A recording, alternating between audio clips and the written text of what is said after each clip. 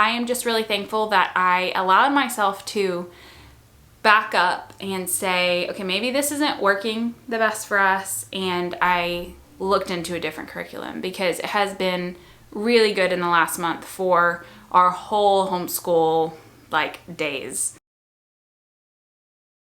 Hey, and welcome back to my channel. I'm Jackie, and today I want to talk to you guys about a really relatively large switch that we recently made in our homeschool. It is the end of the year nearly, and here we are making switches. If you've been following along for any length of time, you know that we had been using Math Lessons for a Living Education and My Father's World for our phonics program here in first grade for my son, who is 7.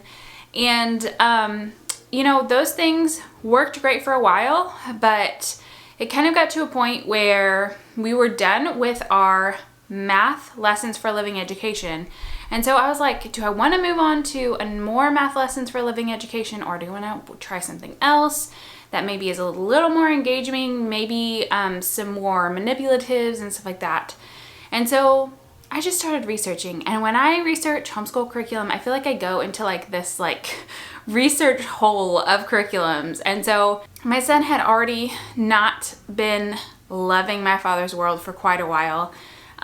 There's no colors. It's very it's repetitive, the same types of activities that you do in the workbook, and he just wasn't loving the phonics program from My Father's World. But I was like, we're gonna finish it. I purchased this, we're gonna finish it. So we're at week 22 in My Father's World, and once I fell into that homeschool curriculum researching, I just kind of was like, maybe I should just rethink how we're doing phonics, and maybe we should switch to a different curriculum that is a better fit for him. If you are new to my channel, like I said, I am Jackie, and I started this channel a couple of years ago, but it was almost a year ago when I started moving into this homeschool community here on YouTube. And I love the enrichment that it has brought my family, and I have just learned so much. I'm a mom of boys. I have a 7-year-old, a 4-year-old, a 2-year-old, and I have another boy in my belly currently. And so it's generally very loud. It is not loud right now because I'm letting them watch some cartoons while I work on this video, because I would not be able to record videos probably if, they were all yelling and screaming about. So from the beginning with My Father's World, I had intended on probably doing the science and the math with it. I wasn't really sure. We quickly dropped the math and switched back to Math Lessons for Living Education, and really didn't follow along well with the science. My kids are currently in a co-op, a one-day-a-week co-op where they do a science class now this semester, so I'm counting that as science. Next school year, I'm hoping to get a full science kit as they especially get bigger, because I can kind of not lean towards science. And so I know they really like science and they love experiments, but it's kind of me that's holding us back from doing more science. I'm definitely more focused on the language arts and math right now, and our Bible. So the one thing that I have probably always said in every single video that I've talked about My Father's World in is I love how in first grade, I'm not really sure what it's like past that because I have not experienced that yet, but I love how the phonics is intertwined with the Bible. Now, I really like that a lot, and we are actually still incorporating the My Father's World Bible portion. I read our Bible stories from there. I have my son read out of the Bible reader, and that works well for us. So what did I switch to? I switched to the Good and the Beautiful Language Arts and the Good and the Beautiful Math Level 1, both level 1s. So I realized that my son is getting close to second grade. He's not quite finished with first grade, but when I was looking at the levels, it just was so much better fit to move back to level 1 and start there.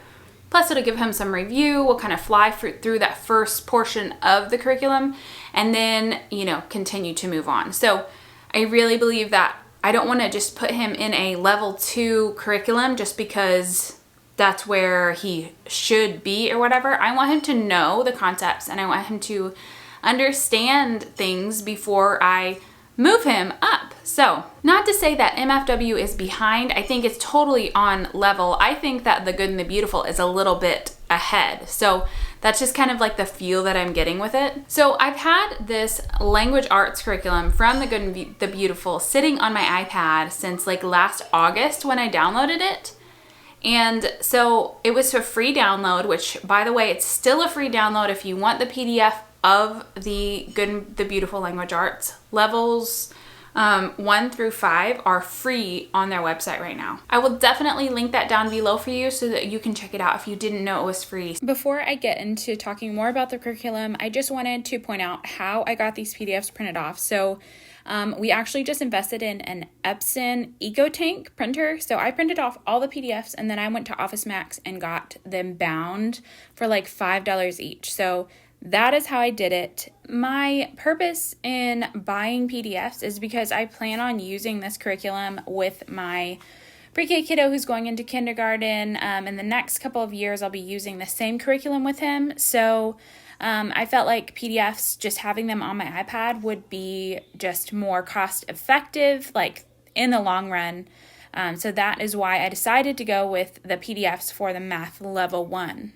I had actually tried to start my 7-year-old on The Good and the Beautiful just to do a couple lessons here and there along with My Father's World back in August. He just was not there yet for the level 1 of The Good and the Beautiful. But now we hit, we're into 20 weeks of My Father's World and he was ready, like totally ready to start that level 1.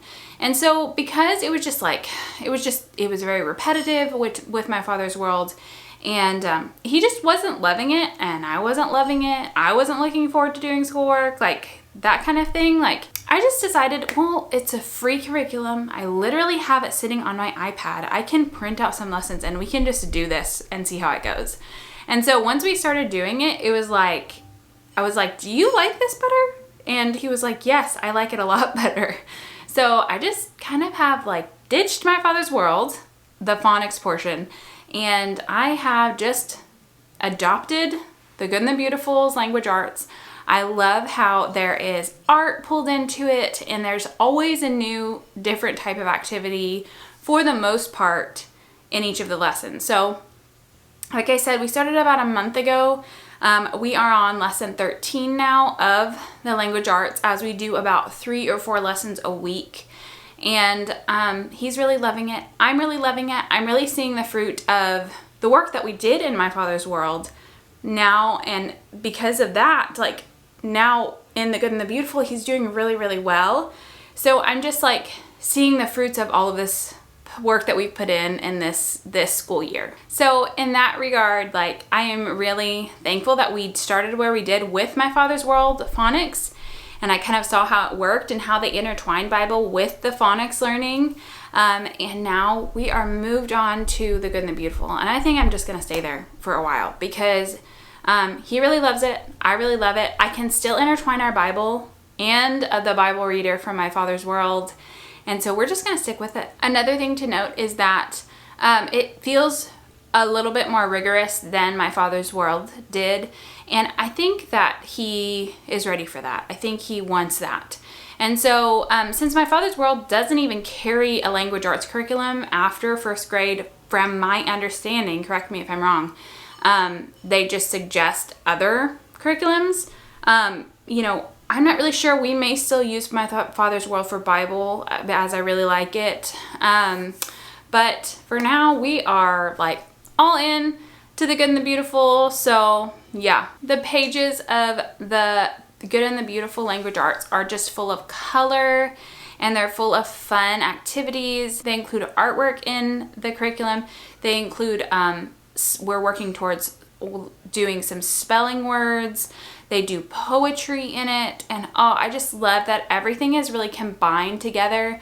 It really is beautifully put together. I'm really liking it. I'm really liking what I'm seeing in my son with it also. So it is totally worth just getting that download. It is free. Like I said, I'll link it below and just checking it out. If you don't like it, you can just delete it off your computer or your iPad and just check it out and just kind of get a feel for what it is and see if it would be a good fit for your kid. It may or may not. So that's just my suggestion if you're interested in a free curriculum to check out. As for math, so I have always really said that I really like math lessons for a living education, and I still do. And we may use it again. I don't know. But when I started looking at the Good and the Beautiful's website, and then I started looking at their math, and I know they're revamping their math curriculums for the fall, but the old math is still on there that you can buy. It's a great curriculum still. And just after thinking it through and like watching some YouTube videos, I just really felt like it would be a really good fit for him. So one of the big keys with the Good and the Beautiful math is that they use a lot of manipulatives. Well, my son is very like hands-on. Like he loves to like have manipulatives. It helps him stay focused because he can get off topic really easily. And so that was the first thing, and I was like, that's really cool that it has so many like manipulatives. After just like thinking it through, like I said, doing more research, looking at different math curriculums, I looked at a few different ones online, and I just felt like this would be it looked colorful and exciting, and there was like lots of activities, and I just was like, you know what, I'm gonna do it. And so I ended up buying the PDFs for the Math Level 1 that is out right now. My intentions are to go ahead and use Math Level 1 with my pre-K kiddo who's going into kinder, like when he's there. He's not there yet, but that way I already have the PDFs. All I have to do is print it off. I mean, that is what we were doing, and I really am loving all the games, the manipulatives. We don't even do all the games, but there is always something to grab, to count out, to see it taken away, to just really grasp those concepts of numbers and counting and doing simple addition and subtraction. And it makes it fun and exciting, and it follows the story of a family, and it's just really cool. So in a lot of ways, it is comparable in some ways to Math Lessons for Living Education, but it's definitely more hands-on than Math Lessons for Living Education, which I think is like a lot better fit for us. We had just finished level 1 of, I think it's called level 1 of Math Lessons for Living Education, and I actually started at Math Level 1 from the Good and the Beautiful. They're very different. I would say that Math Lessons for Living Education level 1 is more of a kindergarten level versus first grade. So I don't think it really goes along grades, which is fine. But that's why I started back at level 1, because there was some concepts that we had touched on, but there wasn't a whole lot. So I was like, you know what, this is gonna be a great review for him, just to kind of like really connect, connect all of those ideas and things that he's been learning in math, like in his brain. And so we are actually doing 2 lessons of the Good and the Beautiful each day for math. So we are farther ahead in our math curriculum. We just simply do 1 daily dose of the Good and the Beautiful math, which is like the beginning portion of the lesson, and then we do 2 lessons if we can make it work. And so far, 2 lessons has been super easy for him. So I think he was ready for that. Once again, Math Lessons for Living Education really helped build that foundation for him to move on to a little more rigorous math than what he's used to. But I think he likes more hands-on. And so that in itself is really cool. So I am really loving the Good and the Beautiful Math and Language Arts. I also got the pre-K primer for my pre-K kiddo, which I'm going to do a separate video on that soon. I am still in the younger years of homeschooling my kids. So this is only our 3rd year homeschooling, and they say that you're finally starting to learn what your children need. You're finally starting to get in the groove of really homeschooling, and I feel like we're hitting that now. I feel like we're getting into this like space of we're getting our routine down for schooling. I'm learning about my kids and like what they need in their curriculums and what they need in their school. It's just really cool. Thank you so much for watching this video. I hope you found it helpful. It was more kind of an update on as to why we switched to the Good and the Beautiful. It wasn't really like covering all their scope and sequence and all, but I hope that maybe it gave you some insight on maybe your child would do really well with it, or maybe they wouldn't, and maybe that has been a question for you. So my plan is to get, when it comes out, the Simply Good and Beautiful Math Level K for my pre-K kiddo who's going to be in kindergarten when it comes out, and I think it said June, or some of them said August, some of them said June, and that is my plan for him, so I'm excited to check that out.